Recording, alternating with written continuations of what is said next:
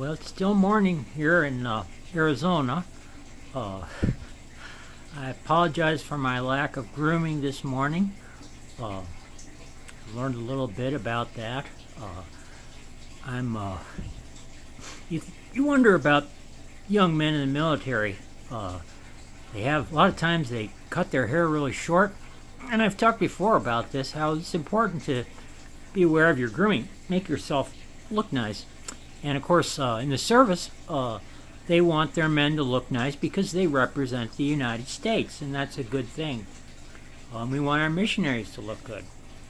And I talked about President Oaks and how he looks the best with his hair cut really short, and sometimes he even shaves his head because it looks better that way. I talked about a member and myself that we cut our hair really short because it's low maintenance and it's convenient. In the military, sometimes people, they're at war. And things are, or I guess what I would call my condition is I'm in a state of questionable security. And it's sort of like you're at war. And sometimes what you do is you do things that are low maintenance and still look good. Like young men will wear their hair in a crew cut so they can be ready to fight when they have to, and they look good. And they look as best as they can. It's very low maintenance. They can spend their time fighting and defending their country and their fellow men and survive. So that's important.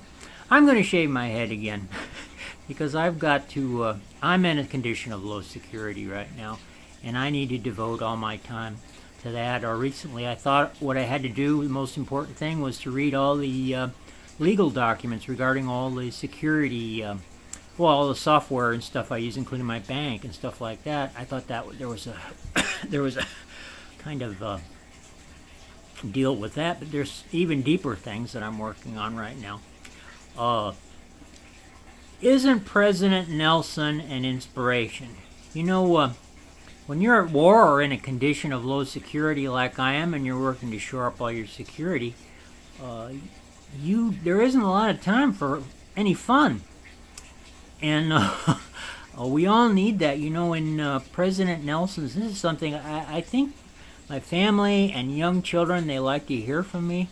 And they say, why doesn't Brother Cole say something more? Why didn't he say anything today? Or he says things, but he spends so little time. He leaves such short messages. Why doesn't he talk more to us? We like to see him. And my family, I'm sure, is saying the same thing.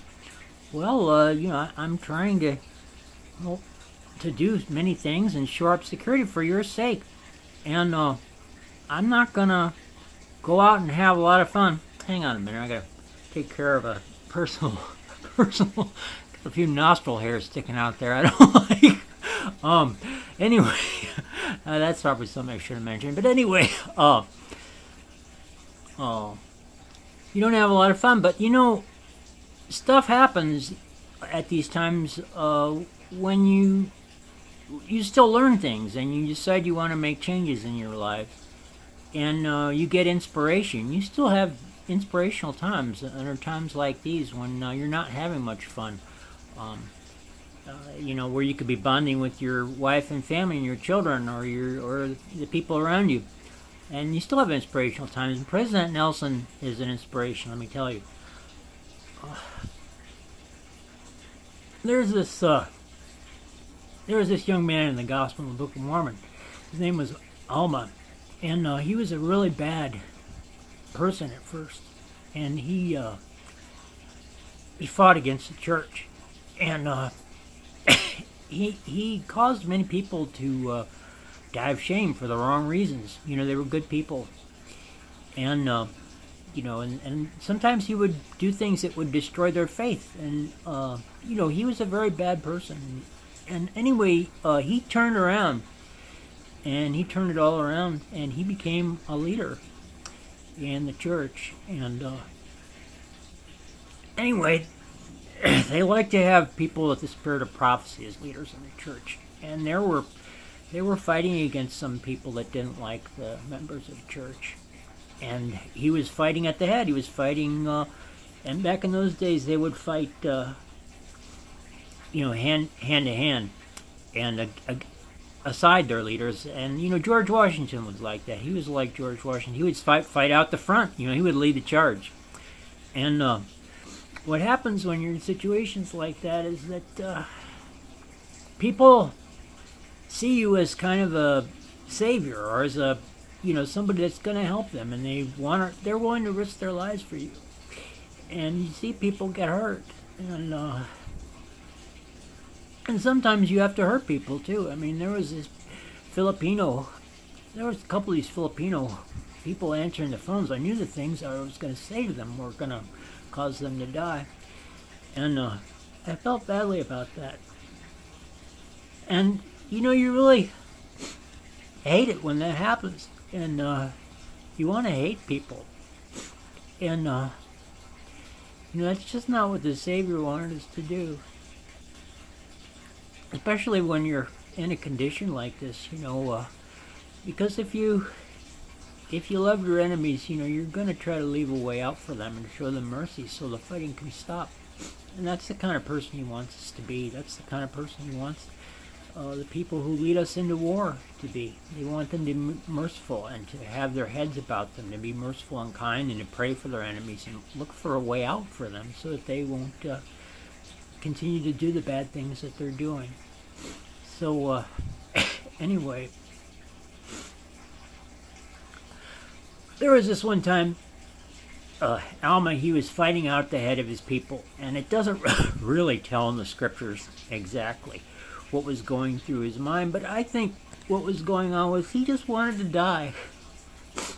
I mean, he knew he was making mistakes, and he knew the mistakes he was making were causing people that he cared for to die, and these people were rushing out, out beside him and saving his life a lot of the times. He was at this head of the battle, and he would see people rush out to save him and die, and then feel really bad about it. And then the other times, like you're doing all this, and there's almost no time to grieve about them. Or you could say, "Oh my gosh, I wish I would have said something to him before he died. I wish I would have." Or you may have unresolved differences that you wanted to clear up with them. So. And I can see, I talked before about me being sexually attractive, and a lot of women think I'm sexually attractive, and that really bothered me at first. But I think that the Lord, in that way and other ways, He wants me to set a new standard for people. And I'm not that good a person. I'm trying to be the kind of person President Nelson wants me to be. I'm striving to be, and I will be. I know I will be. But anyway, that's what I'm striving for.